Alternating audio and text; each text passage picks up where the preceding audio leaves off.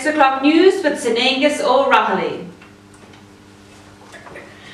Good evening, I'm Sinangus O'Reilly and this is the 6 o'clock news. The headlines tonight: cows lose their jobs as milk prices plummet, Irish Army can't find their camouflage jackets, schools to stay open for the summer, teachers flee the country. But our main news tonight is the ever-growing problem our local fishermen are facing. The river that they have been fishing on for decades is now located next to a large, recently opened factory.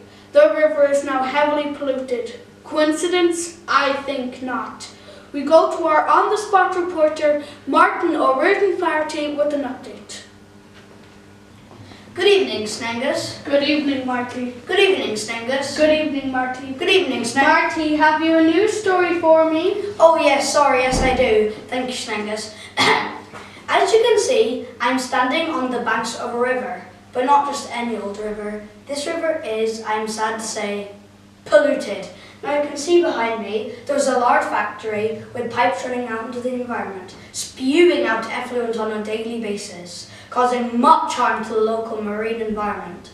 I'm joined today by two local fishermen, Heiko Coley and Trout McSalmon, to tell us their stories. Good evening, gentlemen. Alright, how is it going? Are we on TV? Yes, you're live on air right now. Really? What channel? Well, we're the national news broadcaster. Class. Hello, Mum. Here, can you get me tickets to the toy show? Anyway, gentlemen, you're both fishermen and you were telling me the difficulties you've been facing along this river. Aye, well you see, the first noticed the problem right where we boat. I'm sorry, excuse me? Aye, well you see, the first noticed the problem right where we boat. Sorry, not a word.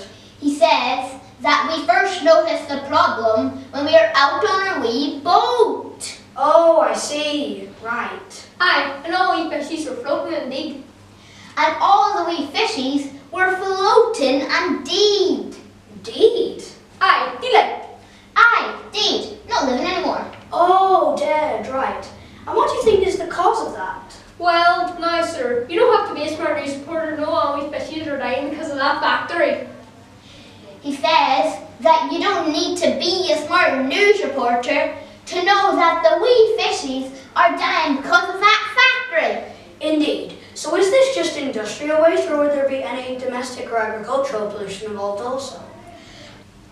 I will see plastic bags, Coke cans, crisp bags and all floating around too. People don't seem to think about what they're doing. They just chuck things wherever they like. It's not good for the water or the fishies. Aye, and we used to drink from this river too when we were wee lads. He says that we used to drink from this river when we were wee lads. We'd swim in it too. And would you swim in it now? Not on your Nelly. Here, we should set up a wee glass of water from here up to them boys up in that factory.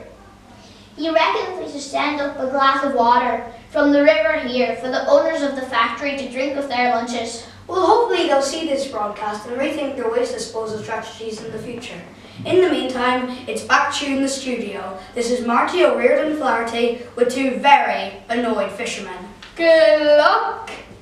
Here, what about them toy show tickets? Well, quite a request, eh, Snangus? Indeed. Thank you, Marty. Distressing news indeed from our local river correspondent.